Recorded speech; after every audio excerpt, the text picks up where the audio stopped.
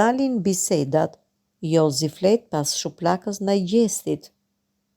Nga e shtuna, kur bëri veprimin që shokoi shqiptarët, Jozi ka zgjedhur të qëndrojë në heshtje, duke mos u bërë i gjallë në rrjetet sociale.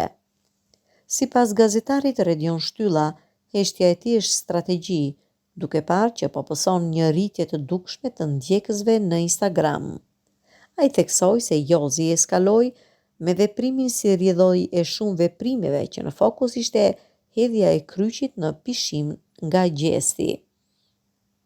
Siç e thamë dhe më lart, rritja e dukshme e Jozit në Instagram vjen si pasojë e ndjekësve që mbështesin veprimin e Jozit që bëri natën e gjysmëfinales.